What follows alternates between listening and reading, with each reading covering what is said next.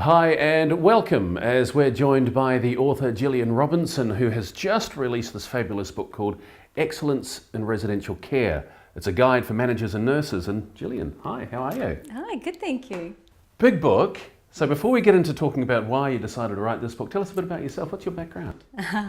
My background is in nursing. I've been a nurse for a number of years now and specialising in residential care. Right. And prior to nursing I was in management, and then I incorporated quality and auditing as part of my background as well, coming into aged care and realising that we were coming into a compliance time, and legislation was going to be a big part of how we had to do things and how we were going to be judged on how we did things. And I knew that the average nurse out there and the average manager out there didn't know how to do that, and I didn't either, but I was interested by it.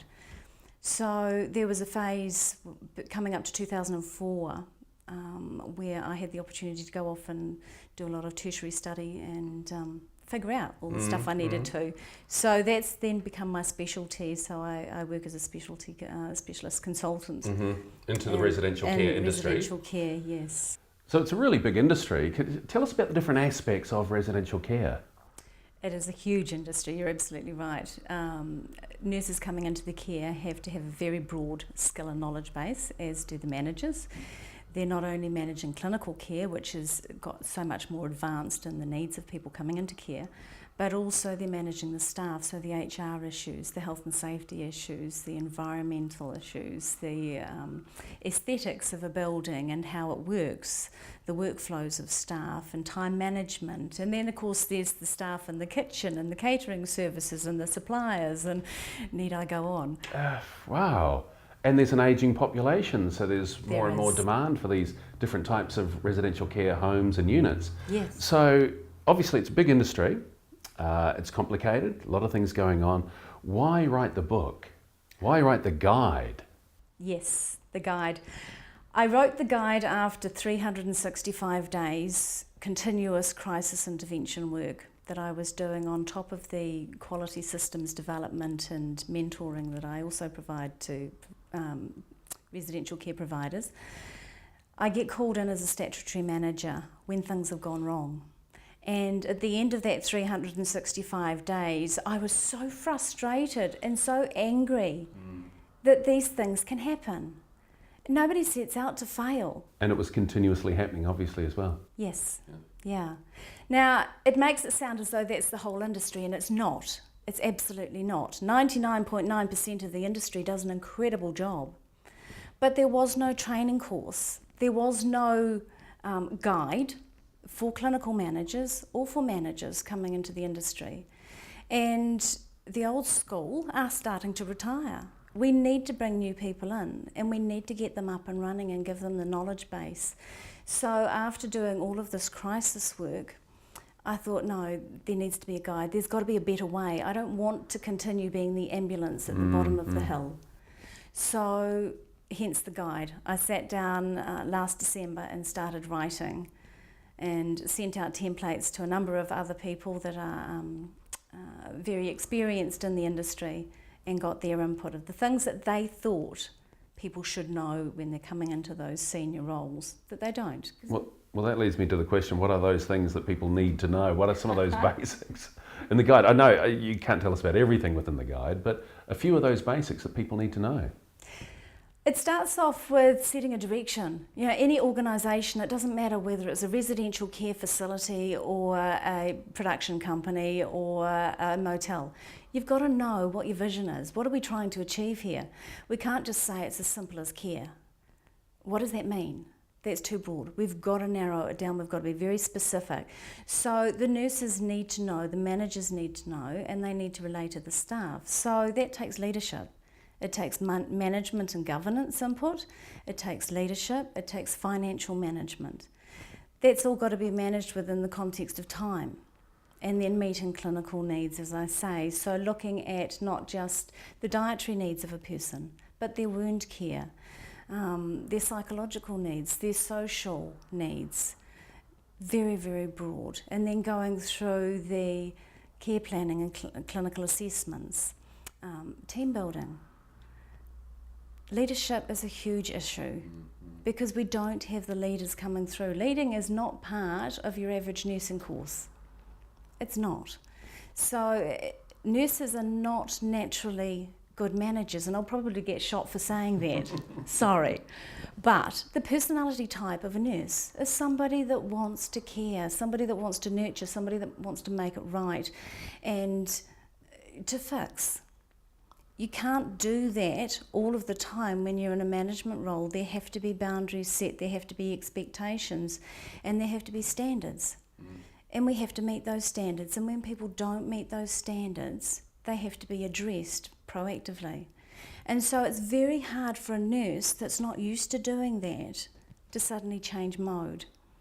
So there's nobody that teaches them. There was nobody teaching them. And is that part of your work as a consultant? You go into the residential units, the residential care homes, and you will take your guide into these homes, and that includes the training, reviewing all aspects of the business? Yes, absolutely. Absolutely. So it's all aspects of the business. It's looking at how they set up their rosters, their workflows, how they're leading their team. Are they leading their team? Do they know what's going on the floor, with the care? Or are they spending all their time sitting in the office? It's very easy for me because this is what I'm tuned into. This is what I do. It's my specialty. But it's not easy when you're in the job, doing it, to be able to stand above it and see what can be improved on. So what are some of the key things that do need improvement? Clinical leadership is a huge issue because of the escalating needs of people coming into care. The industry Is that because we're living longer? Absolutely, it is because we're living longer. It's also because there's a promotion of keeping people in their own home in the community, and generally that is what people want. We like our comfort circle. We like to be in our own environment, but there comes a time when, on the odd occasion, for a number of residents, for a number of people that become residents in care facility, it's actually not in their best interest, and they provide a service that adds quality of life, adds social opportunity, adds that care where care is needed. Not everybody needs that, and not everybody will, but for those that do, it's an incredibly good option. Can you give us an idea of the scope of the industry as well? We have an ageing population, homes are getting smaller, so sometimes families that might look after elderly parents can't. Absolutely. So what's the scope and scale? We have at the moment, I believe, between 650, 680 care facilities throughout New Zealand, and I work with facilities from Bay of Islands, so up in the north, right down to Invercargill. I am based in Christchurch, but of those 680, we've providing care to approximately 40,000 residents.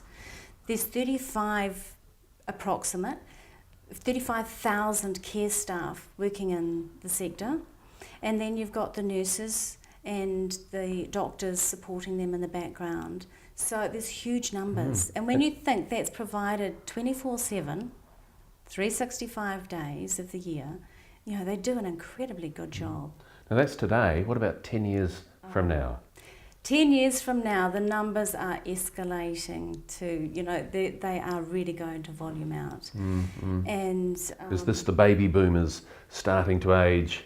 Yes. As they then need these facilities? Absolutely, right. Absolutely. So the numbers will be sort of 1 in 3 to 1 in 4 of the population will be over the age of 65.